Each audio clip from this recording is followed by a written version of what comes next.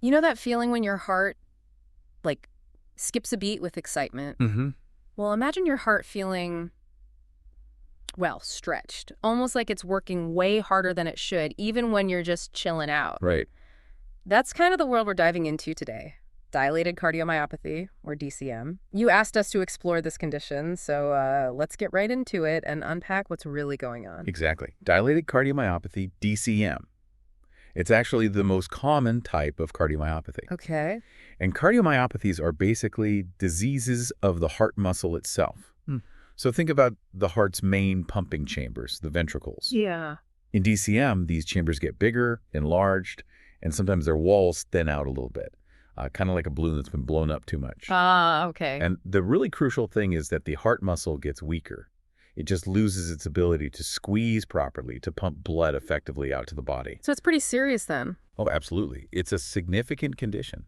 And diagnosing it often means we first have to rule out other common heart issues, like, blocked arteries from ischemic heart disease or problems caused by high blood pressure. Right. So DCM fits into this broader group of 5 main cardiomyopathy types. There's hypertrophic, dilated, which is our focus, arrhythmogenic, restrictive, and then a sort of unclassified category. Gotcha. And our mission today, really, is to pull out the essential knowledge about DCM from the sources we've looked at, make it clear, concise, and hopefully memorable for you. Perfect. Okay, so what actually starts this whole process, this weakening and stretching of the heart muscle? You mentioned sometimes we just don't know. That's right. Yeah, what we call idiopathic DCM, where the cause is unknown, is actually really common. But we do know that family history can be a huge factor. Okay. So, for example, certain genetic conditions like Duchenne muscular dystrophy are known to be linked with DCM. Right. And if you look at the numbers, genetics seem to be involved in about 35% of all DCM cases. Wow, that's quite high. It is. We're talking about specific mutations in like 60 different genes identified so far.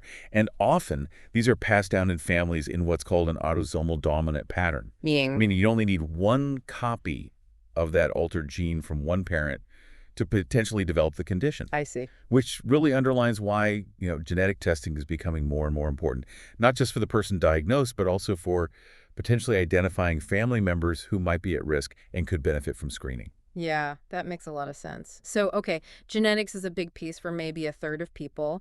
What else can trigger DCM? Well, infections can definitely play a role. Certain viruses, things like HIV and enteroviruses, have been linked to developing DCM later on. Okay. Then you've got lifestyle and environmental factors, things like drinking too much alcohol over a long period or using recreational drugs like cocaine, heroin, even amphetamines. Yeah. They could directly damage the heart muscle. Right. Toxic effects. Exactly. And even some necessary medical treatments, unfortunately. Certain chemotherapy drugs, like doxorubicin is a well-known one, can sometimes cause DCM as a side effect. Gosh. It's a reminder, isn't it, how interconnected everything is. It really is. Your lifestyle, your medical history, it can all impact heart health in ways we might not expect. So it's not just genes or outside toxins. Are there other health conditions that might sort of pave the way for DCM? Absolutely. We see links with certain autoimmune conditions. Like what? Well, conditions where the body's immune system attacks its own tissues.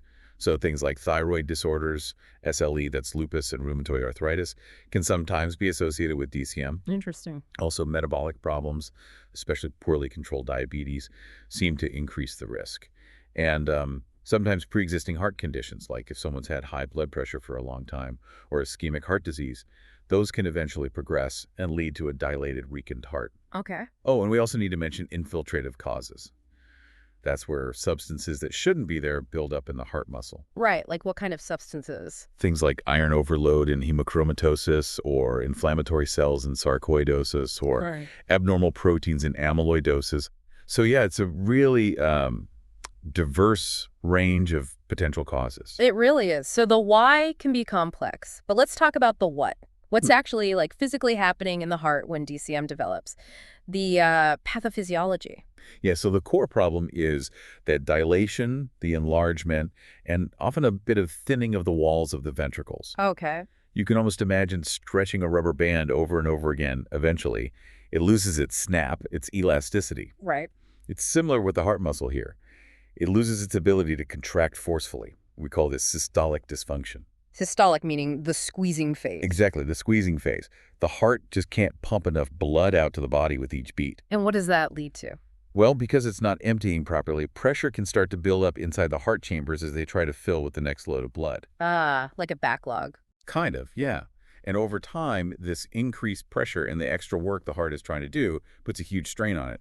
And that's what can eventually lead to heart failure. Okay, that makes sense. So if someone comes in with symptoms that might suggest DCM, what else are doctors thinking about? What needs to be ruled out? The differential diagnosis. That's a really crucial step in the process. The main things we need to distinguish it from are significant valvular heart disease problems with the heart valves themselves, and of course the other types of cardiomyopathy. Right, those other 4 types you mentioned earlier. Exactly.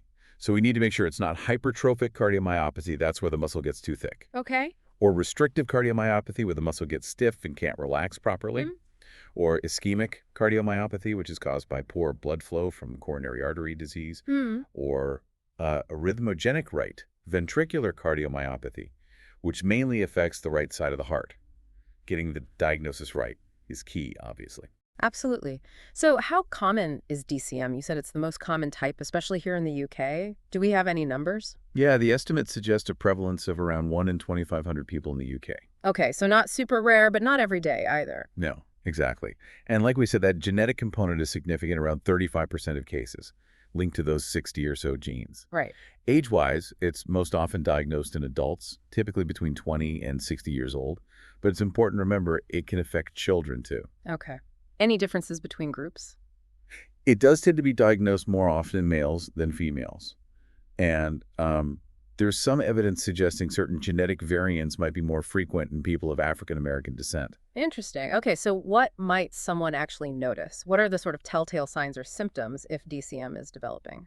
Well, often the very first symptoms can be quite subtle, maybe even a bit vague. Things like just feeling tired all the time, unexplained fatigue, or a general sense of weakness. Things you might put down to something else initially. Exactly. But as the condition progresses, then we tend to see the more classic signs of what we call congestive heart failure. Okay, like what? So a doctor might notice a raised JVP, that's the jugular venous pressure in the neck veins. Right.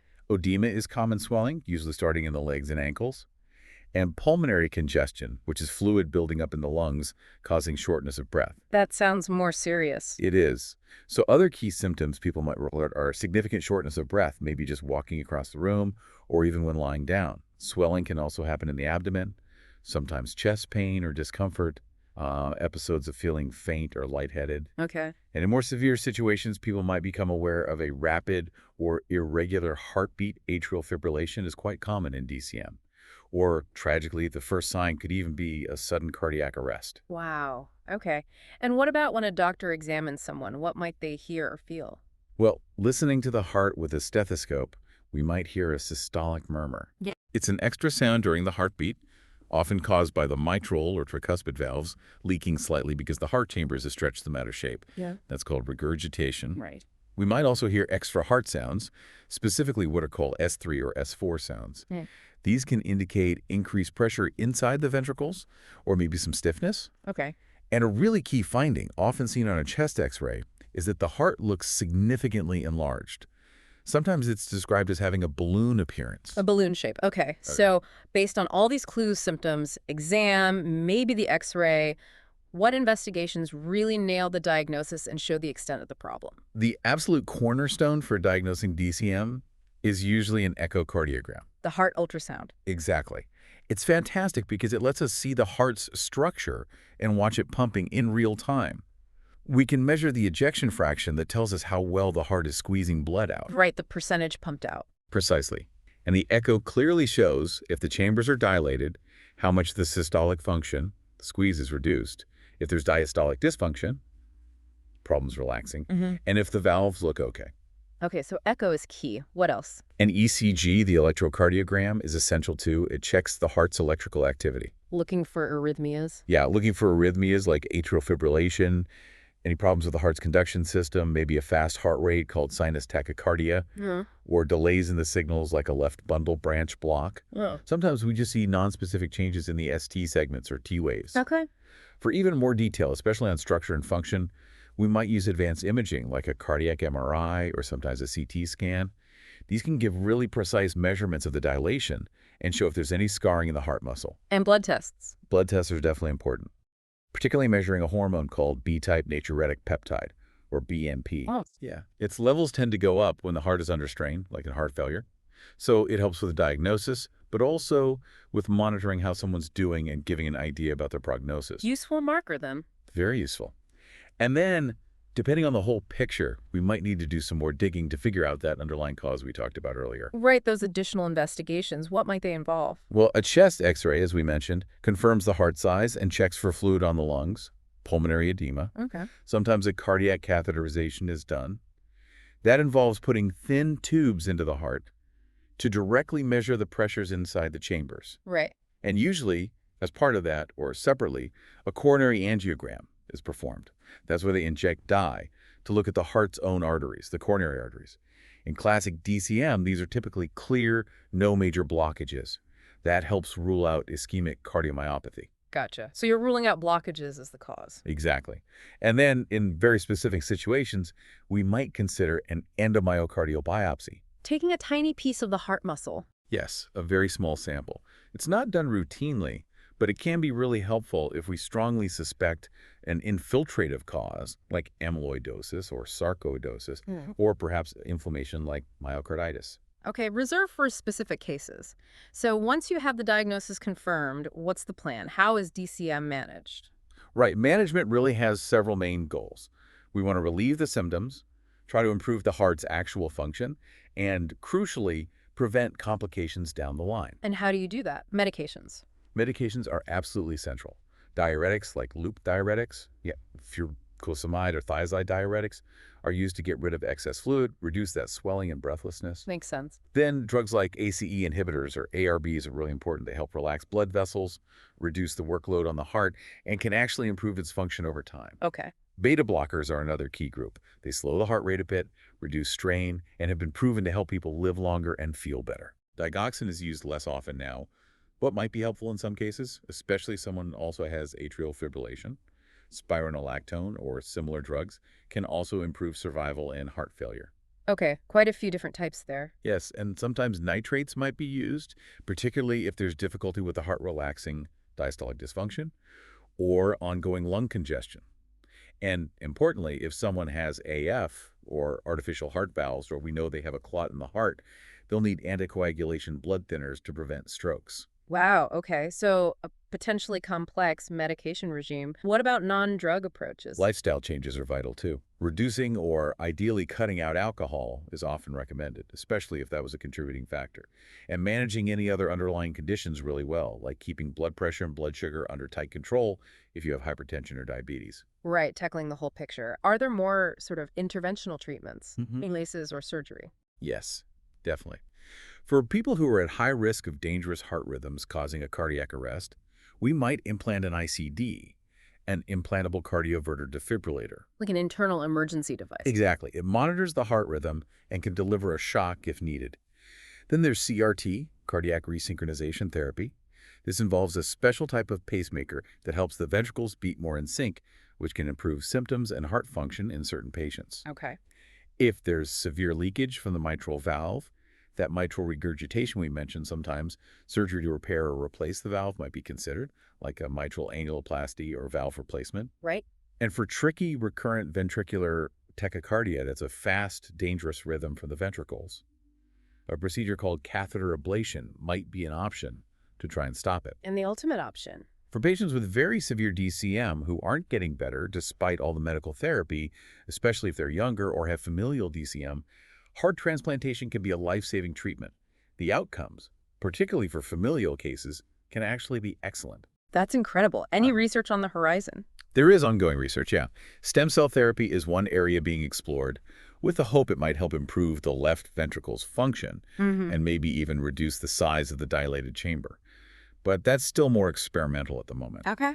So overall, the management approach is really tailored to the individual. Their specific situation, their age, how they respond to treatments. But the core principles are very much aligned with standard heart failure management.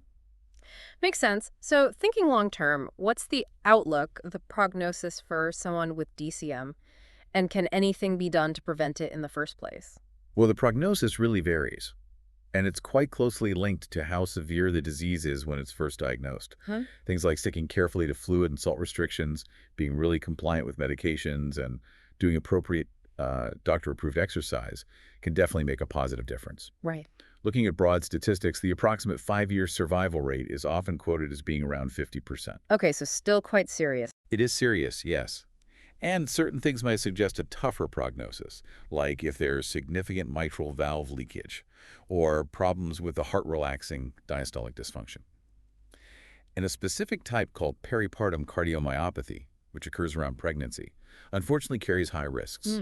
And we always have to remember that risk of sudden cardiac death from arrhythmias is a major concern. Which is why those ICDs are used sometimes. Precisely. Getting an accurate genetic diagnosis, if possible, is also becoming more helpful for predicting the likely course and tailoring care. And as we said, for those with advanced refractory disease, heart transplantation remains the key option. And prevention, apart from managing risk factors like alcohol. Yeah, avoiding excessive alcohol and drugs like cocaine is definitely a preventative step. Beyond that, it's really about early diagnosis and good management of any potential underlying causes, controlling high blood pressure, diabetes, treating infections promptly, that sort of thing. Right. Proactive health management. And finally, what are the main complications people with DCM might face? The big ones really stem from the heart not working well. So progressive worsening of heart failure is key. Okay. Developing conduction problems leading to arrhythmias, we've mentioned atrial fibrillation, and the dangerous ventricular tachycardia.